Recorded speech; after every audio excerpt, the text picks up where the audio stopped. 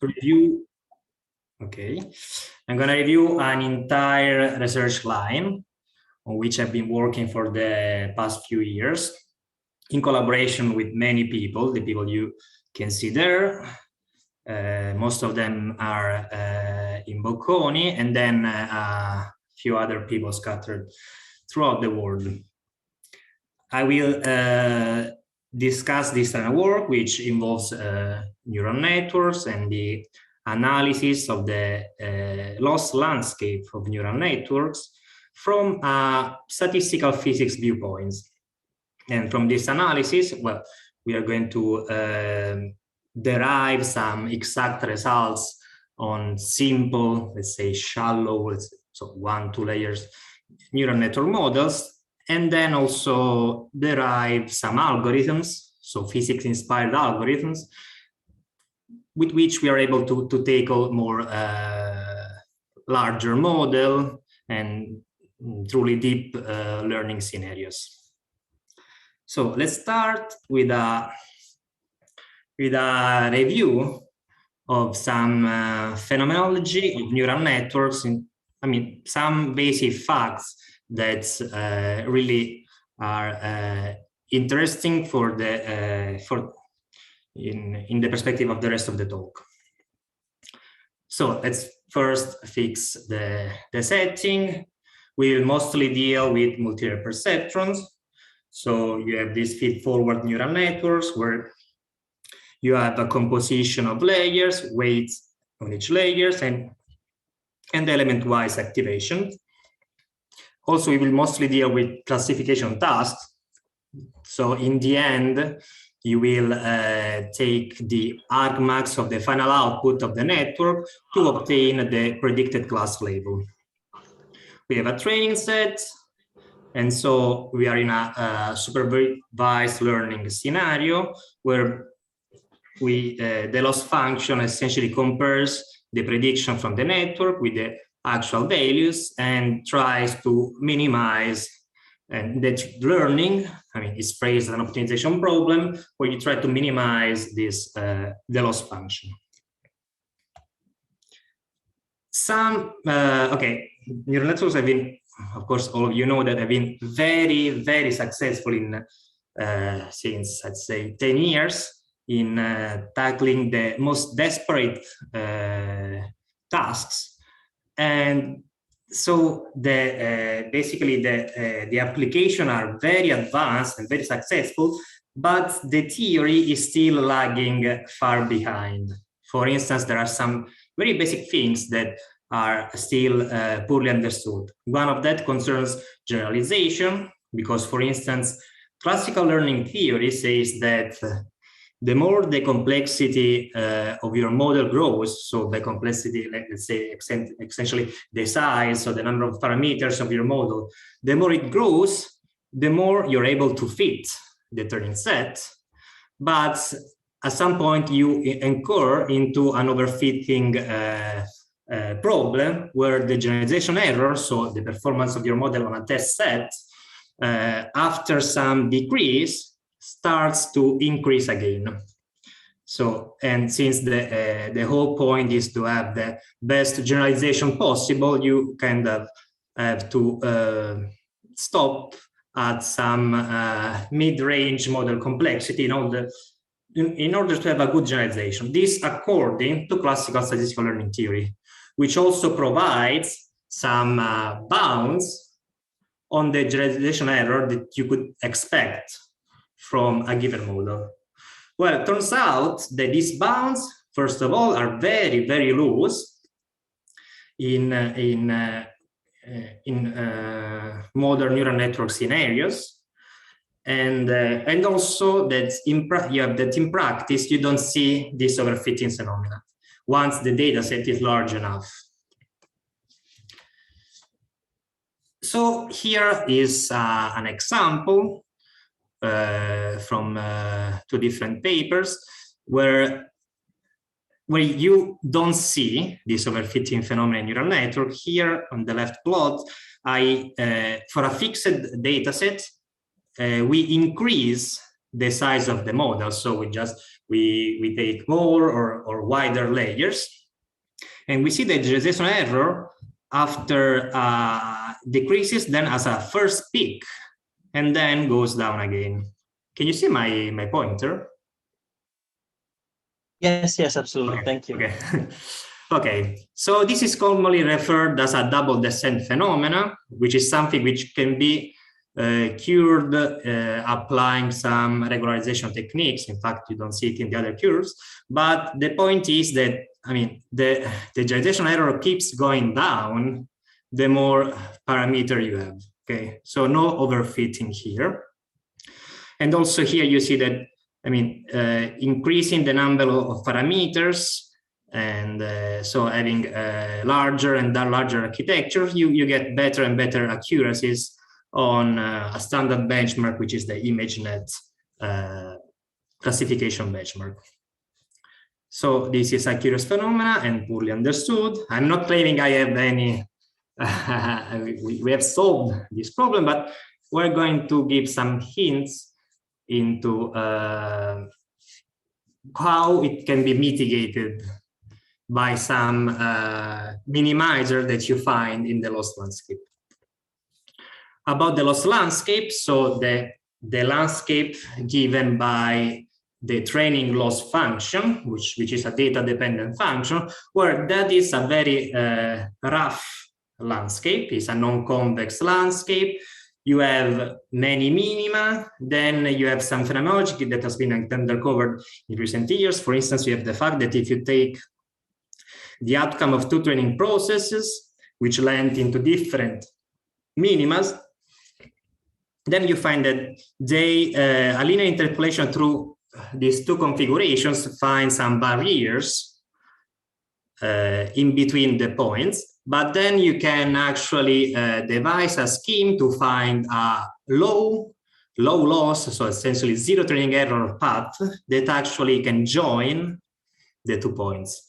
So there is a bottom which is flat, which is rugged, which is non-convex, but mostly algorithm seems to go there, and also you're able to connect different points within this rugged bottom. And also you can check the Hessian in this in any of these points on the bottom, and you will see that there are tons of essentially flat directions, and only a few, so the deviation only a few positive eigenvalues. So very, very flat bottom. Another consideration is that architectural choices can make a lot of difference in this landscape. So they can actually, there are some choices like skip connection, like batch normalization, like different loss or activation function that can actually like produce a more smooth landscapes.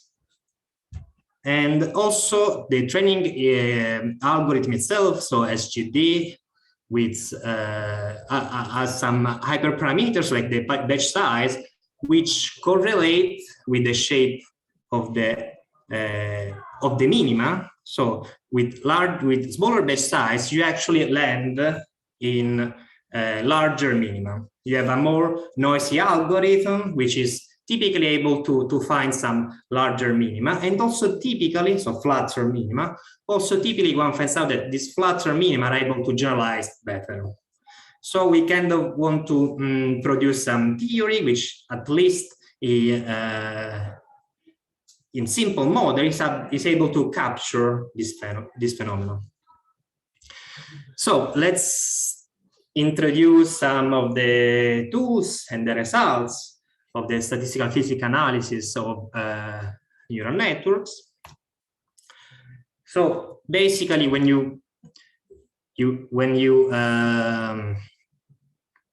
want to investigate this model into a statistical physics setting, then you rephrase the learning problem as the problem of computing the properties of a certain distribution, and this distribution is the Boltzmann distribution, whereas the energy function you have the loss function of your neural network, the data-dependent loss function. And then in the zero temperature limit of this distribution, the distribution is going to concentrate, the support of this distribution become the zero energy or the lowest loss configurations. And in a statistical physics setting where you typically want to compute some average quantity, some average free energy, some average error, and average is an average over the realization of the training set. So you assume at the data generating process where typically the x's, the inputs of the networks are random or Gaussian distributed, maybe with some covariance, and the y's are produced, the targets are produced by some other model that you have under control. So are synthetic settings.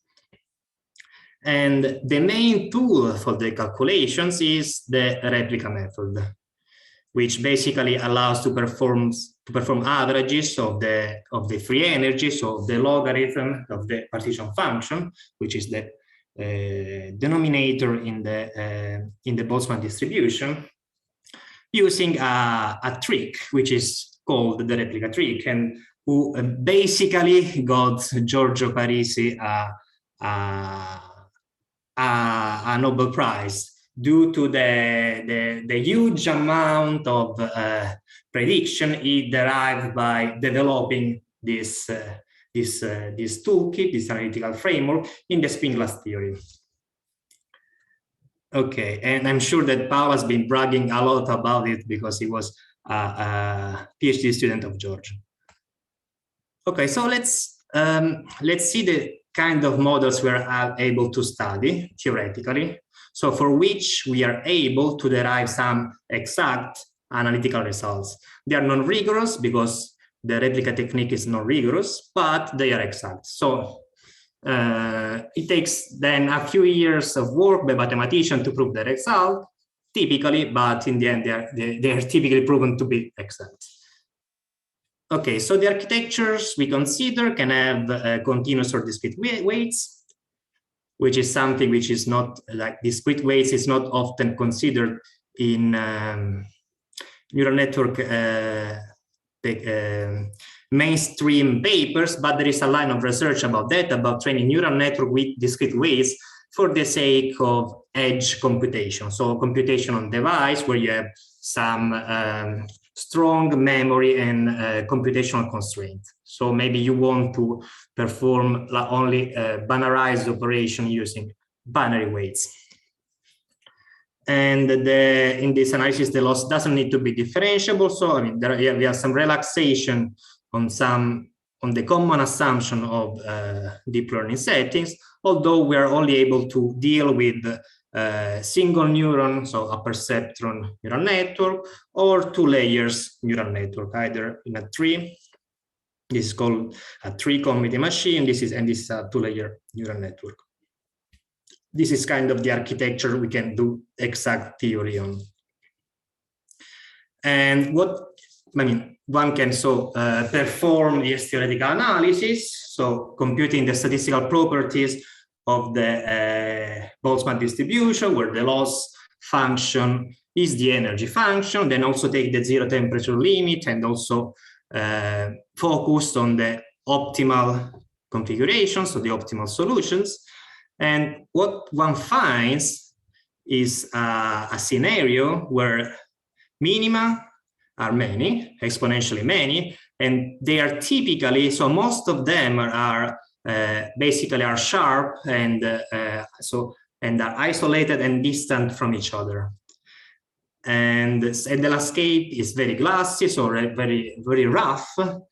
And so basically this is puzzling because one would expect from the theoretical analysis that, that optimization is basically hopeless in this setting. Many minima, both like high line minima and also global minima, rough landscape. So you expect to get stuck somewhere, but in practice, I mean, what you observe by performing actual simulation, so numerical optimization of a neural network, you find that actually you don't get stuck and you end up in some configuration which typically lies within a large basin of configuration, which is something which we also saw from the phenomenology of previous slides.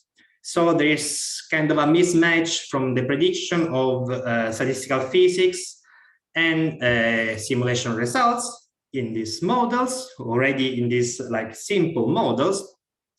So one would like to understand that.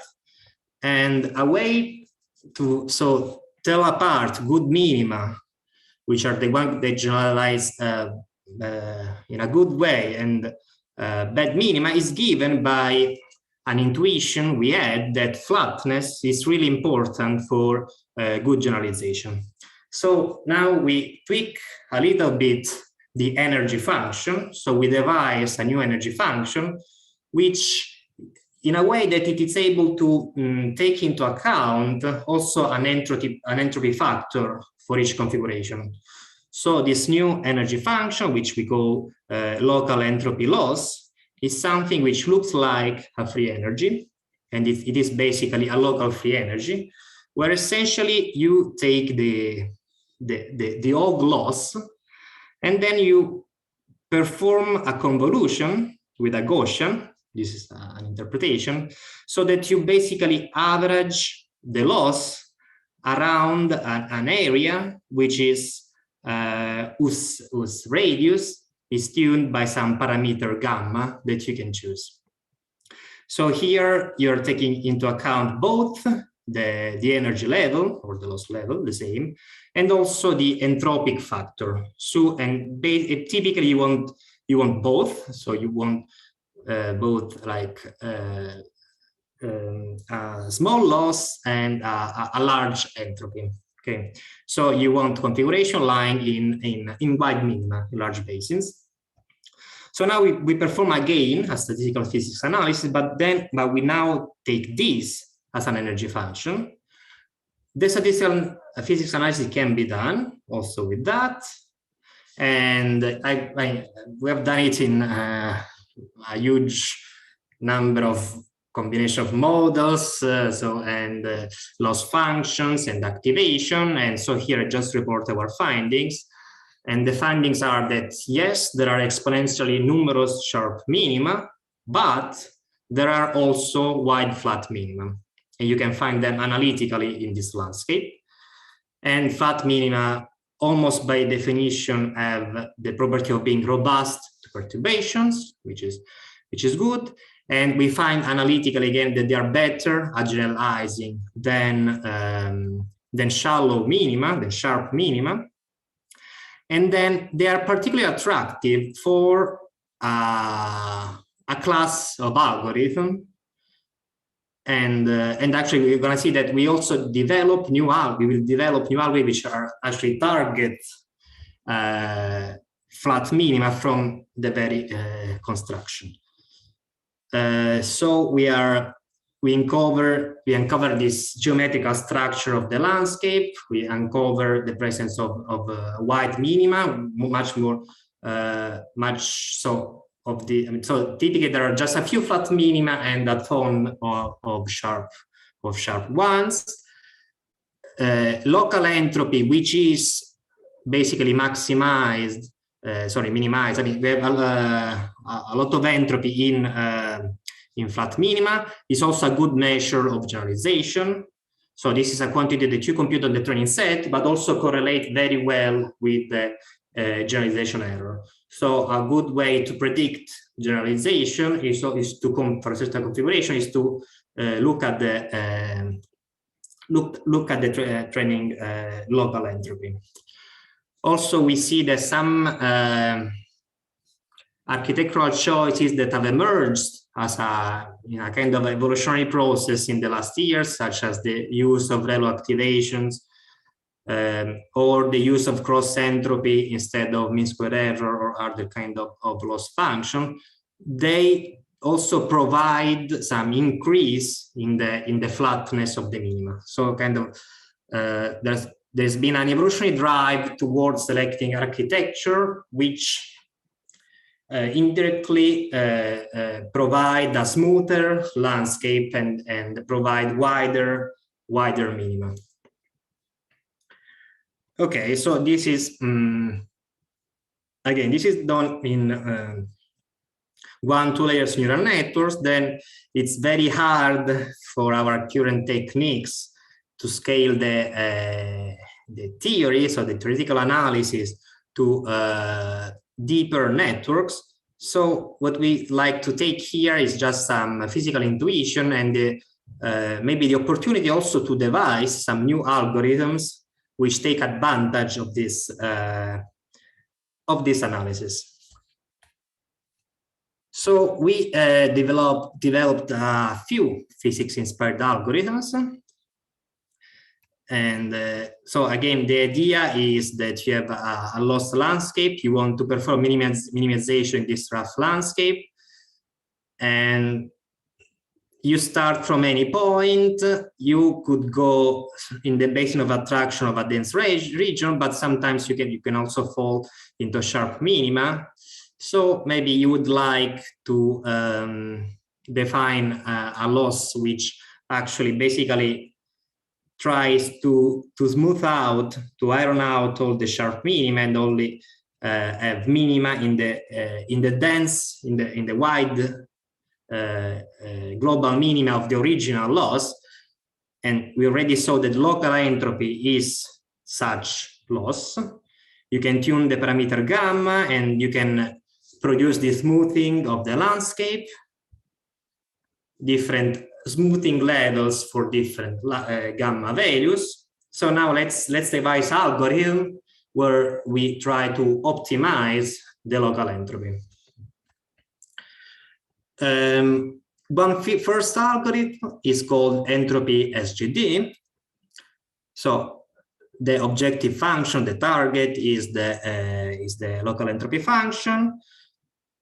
This is something which is hard to compute because you see you have an integral over all the possible configurations. So this is an incredibly high dimensional space. So this integral is just untractable. So, and what you do though is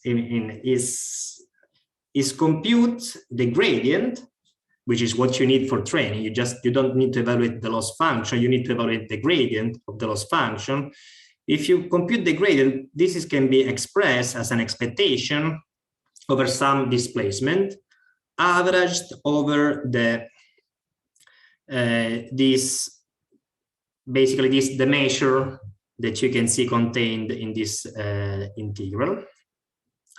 And this average can be actually computed in an approximate way by sampling, or more specifically by a Monte Carlo method, which is the stochastic gradient Langevin dynamics.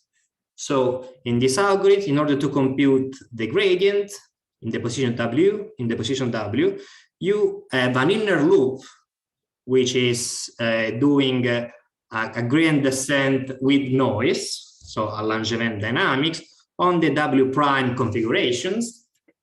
And then you compute the observable W minus W prime. And this is what you then take as the gradient for the W configuration.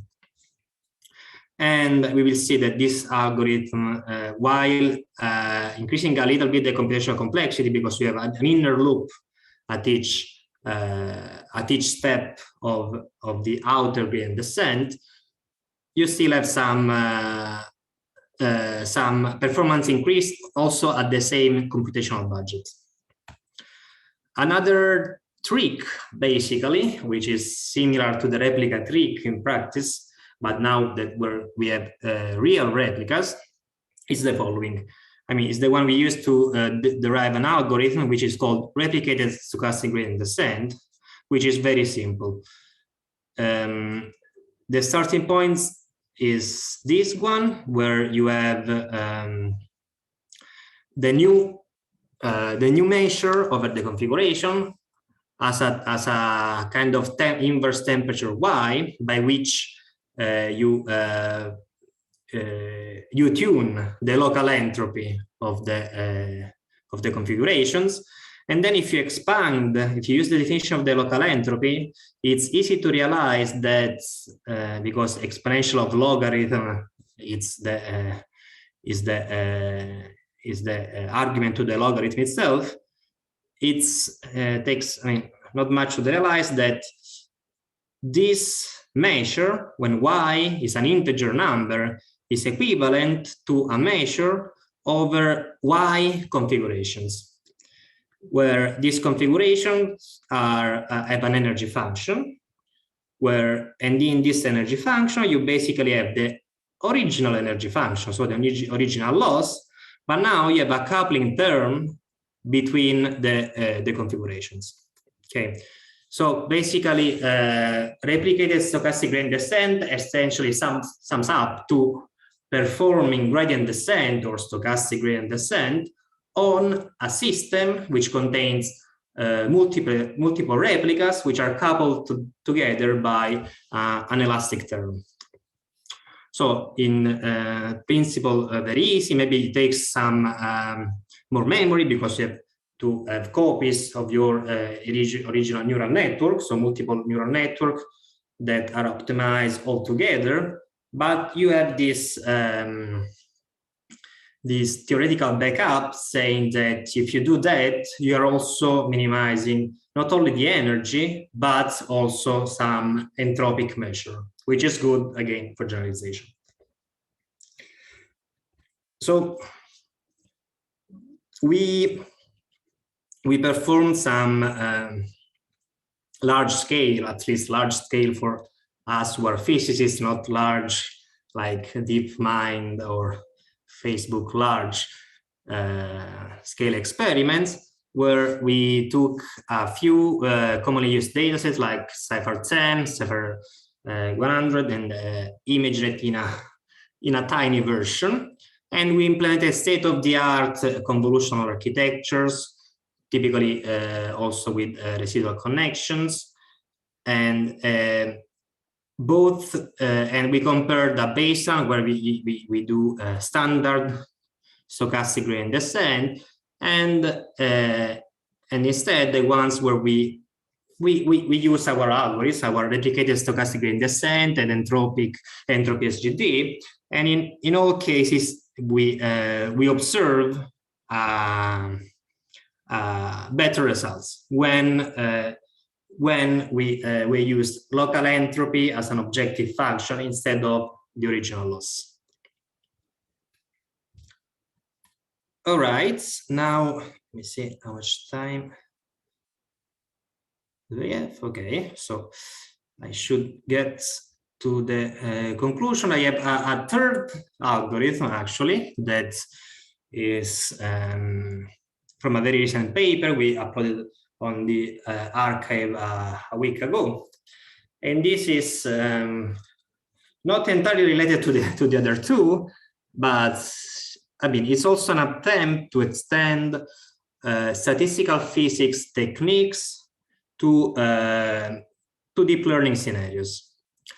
So it's an algorithm which is based on message passing, in particular on belief propagation, which is an algorithm which has been rediscovered by many communities in computer science, in information theory, and in physics at different points of their history. The first version dates to 100 years ago. It was called the Bethe cavity method, and it's used a lot in inference settings, in optimization settings, and again in statistical physics, where it is able to provide exact marginals in the large system size limit for some models, either on dense or on sparse graphs.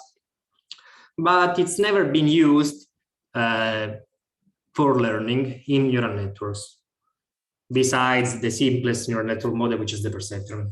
This is because belief propagation is designed to work only on tree-like graphical models.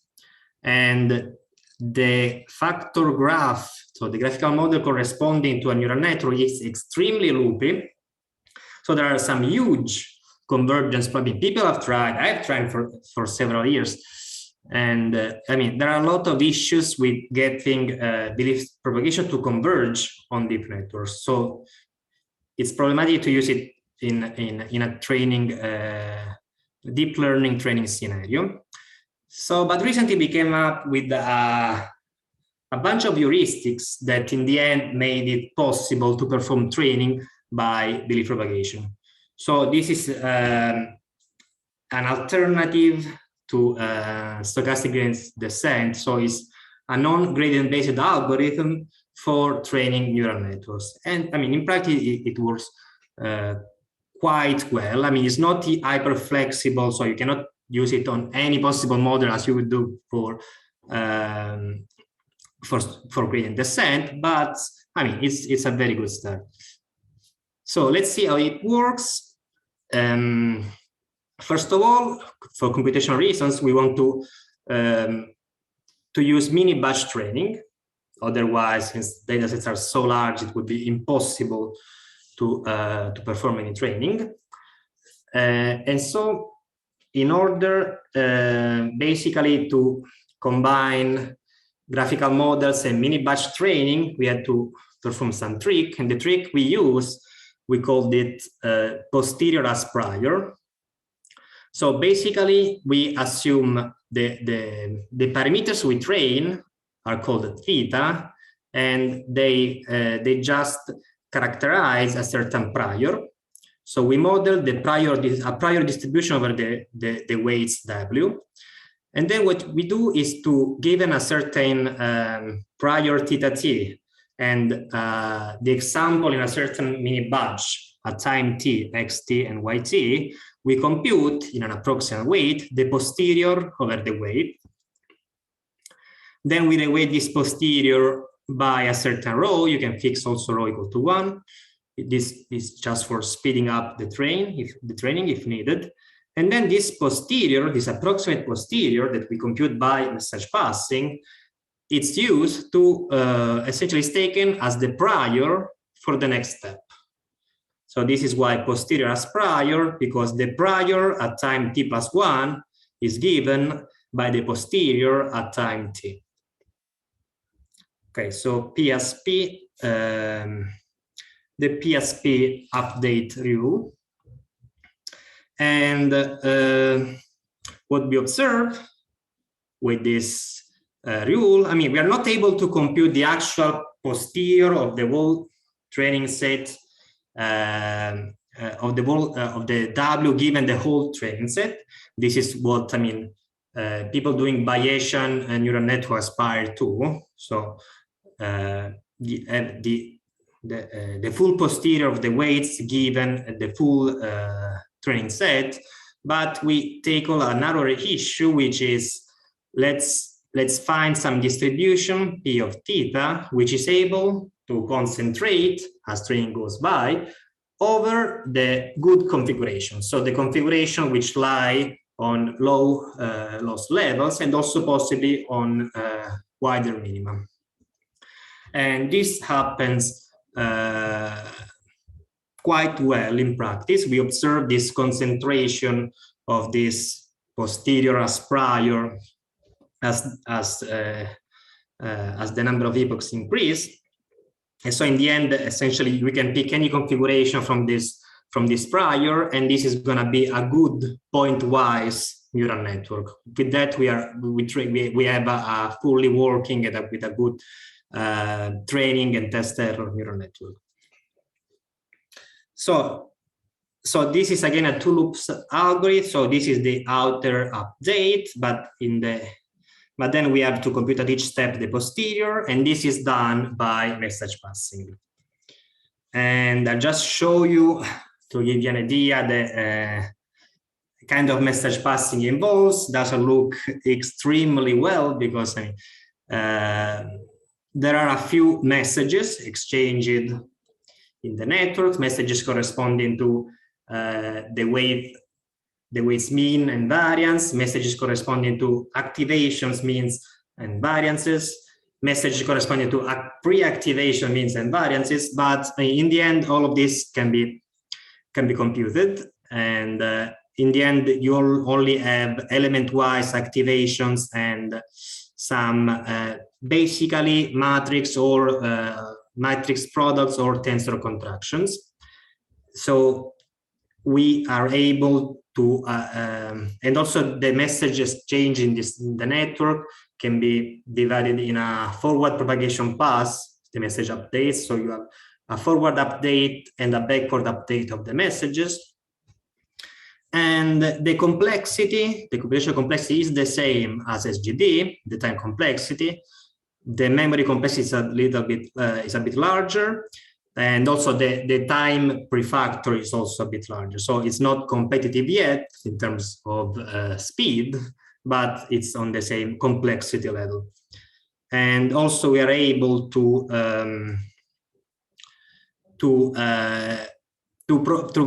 implement this algorithm in a GPU-friendly way in Julia.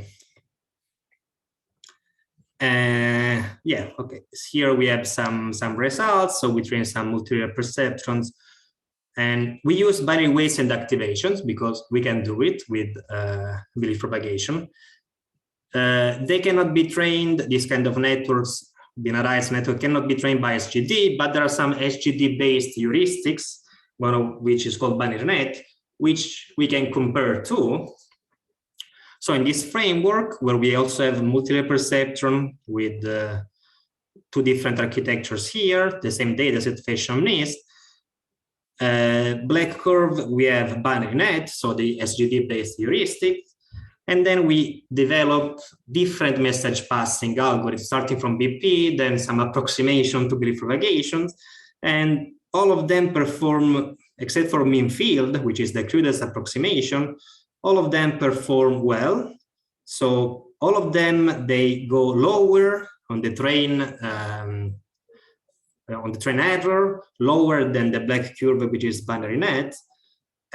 But then, you know, this is a little bit puzzling, the test performance are pretty much the same for all of the tested algorithms. So yeah, I think this was the last topic I wanted to cover.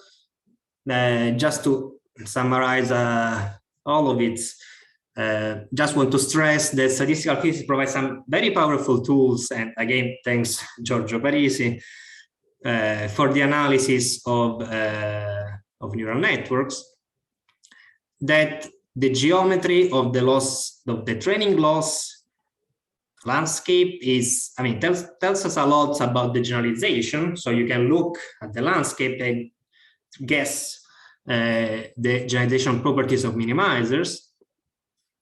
And also that this can be taken into account by algorithms. So developing them in such a way that they explicitly target this flat minimum.